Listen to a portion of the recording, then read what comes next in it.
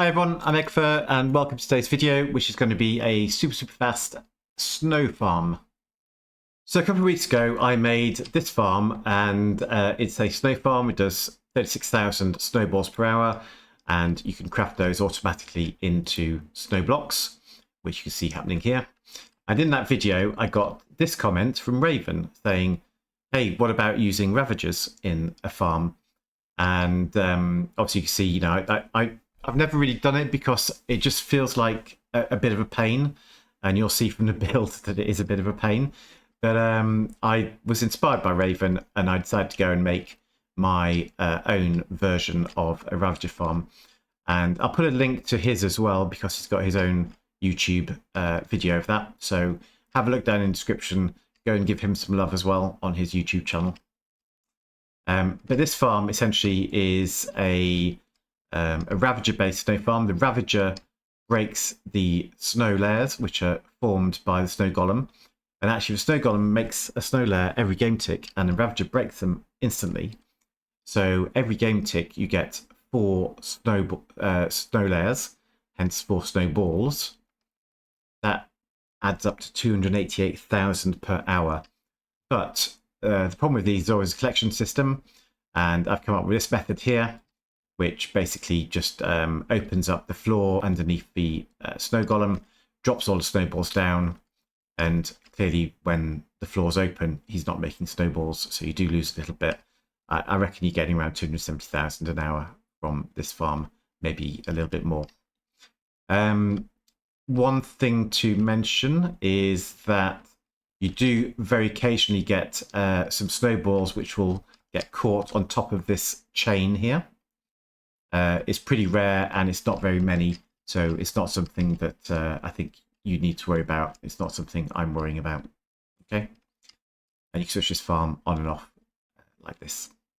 And if you're wondering why I've got a raid bar there, that's because part of the build means getting a Ravager, and getting a Ravager means having a raid in your world. So it will clear in a little while, but that one mob remaining is the Ravager in this farm. Okay, so let's dive straight in. So considering how powerful it is, this is actually quite a small farm. It's only 6 by 6 and 9 blocks tall. But it is one of those farms which has quite an involved build process. So there's quite a few steps. We need to get them right. We need to get stuff in the right order. So if you follow along with me, we'll all be fine, okay? So this is going to be the front of the build, and typically this is where your snowballs will come out, although you could actually move it to any of that side, or that side, the way we're going to build it, okay? So I'm going to go to this so it's out of our way, and we're going to start off by building an etho hopper clock, and we're going to build the bedrock variant of it. So we start off with 2 pistons, one here, 2 block gap in between them, and another one facing back into it. A redstone block here. I want a solid block there and there. Redstone dust on top of each of those. Comparators pointing into that dust on top of the pistons on both sides again. Then we just put a temporary block here, point a hopper into that block. We get rid of it and face another hopper back the other way. And we'll put some items into here in a while, but we don't need to do that yet. Okay. Come back around the front, and just before you get to the back, so level this back piston, we're going to, in the middle of the farm, place a little platform of 4 blocks like this. And then I want to build all around that, and so I'm going to put a temporary block there, and we're just going to build glass all around here like this. We are going to have to break a few bits of glass as we go along. So in the instructions, I've given you a bit more than you actually need. So hopefully that'll be fine. And I think we'll go up one more layer like this. And we're just going to leave a gap here. Okay. So this front left corner, not quite the corner, but you know what I mean. It's got a gap. We're going to put a temporary block down on the bottom here. And I want a chain on top of that. So facing upwards like so. Then above the chain on the back wall, put a temporary block like that. Okay, hope that makes sense. Then we're just going to build, I'm going to put another piston here actually whilst we're there, because we're going to need this later. So just put a piston there temporarily. And we're going to build down a staircase. So from here, we're going to come down and then down onto the ground like this. Grab some rail. And I'm going to grab a torch. And we're going to come down 1, 2, 3, 4. On the ground here, I'm going to place a normal rail, another powered rail, and then a solid block. I'm going to put a torch next to this to power it. So that's all powered now. And on this one, I'm just going to put a lever. So we can place our lever just here. That's our rail ready to go for when we get our Ravager, but we don't want to do that quite yet. What I want to do instead is I'm going to come and put almost like a collar around the farm. So not the back block, but come around here like this. Leave a gap there where the rail is, and then back down here, leaving a block at the end there. Okay. And we're going to put 2 pistons, sticky pistons. So grab my sticky pistons. So we're going to put one over here. That's level with that temporary block we placed.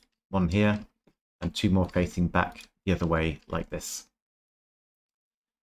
Now build up some more. And we're going to go to there. We're going to come along here as well. I want to leave a gap here because just there we're going to place a boat.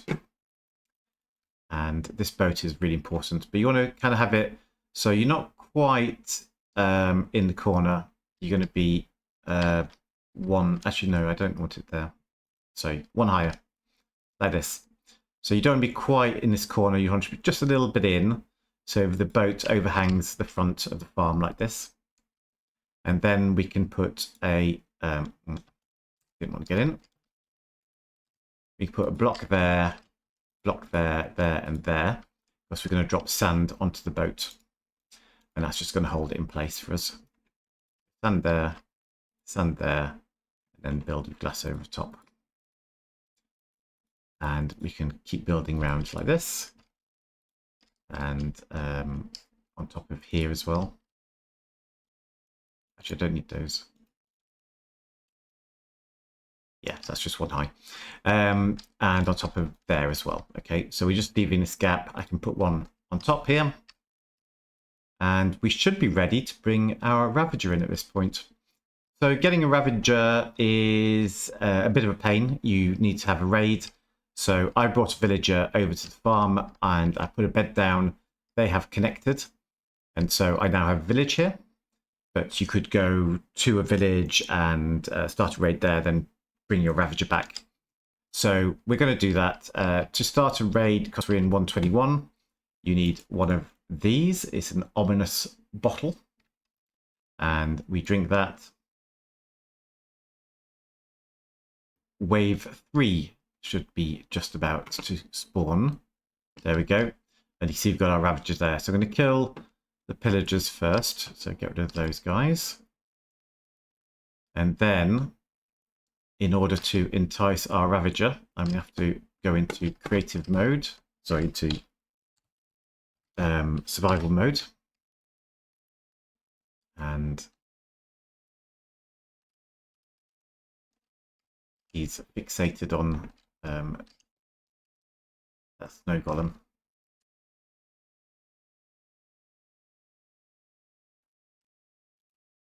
It's one way, I guess. And now I need to run over here, chased by the Ravager, and he will get into that minecart. Want to give him a name tag. I'm calling him Thick Boy. Obviously, you can do that by putting a name tag into an anvil and renaming it. So he's now called Thick Boy. And we're going to turn on that lever and pop him up into the farm like so. Now, I can get rid of these. Oops, let's go back into creative. I get rid of these rails now. I don't need any of that. I do need the floor though. So let's pop that back and that back. Now what I want to do is actually fill in this gap here with glass blocks, but it won't let me do that. So if I try to place a glass block here, it won't let me do that because Ravager's in the way. But that's why we placed our piston down here. If I just extend that piston, it'll push a block up. I could put, actually whilst I'm here, let's break that temporary block we put in. Another glass block there, and we can push that up as well. Okay, and that's completed that for us. Fill in this gap here, and we should be good to go. And actually, you're probably you're quite safe from the Ravager. Even if you're here, he's not going to be able to hurt you. So the rest of the build should be fairly straightforward, hopefully. Okay, so a couple of redstone dust on top of the pistons, and then just run it round the front like this, all the way around until it's on top of those two pistons as well. I'm going to build up here another layer, and I want to put a temporary block in just there. We're going to put another boat on top of that and make that as straight as we can, like so. Now we're going to do a bit more redstone. So this is the front of the farm again. Actually, I can get rid of that piston now. So where the hopper clock is, get a target block and place that against this redstone dust like this. And we want a redstone torch on top of that, a solid block on top of that, and then we're going to put a redstone torch here. And you see that goes off for the time being. And I'm going to put in our start and stop circuit as well. So against this torch, put a block. We want a repeater just here. And we're going to put a block just there. Another block is going to go underneath that, like this. One on the floor. And a redstone repeater here as well. Redstone dust just there. And redstone dust down here on the floor. So it looks like quite a complicated start-stop mechanism. But basically, when I power on a lever just here, so let's put the lever on.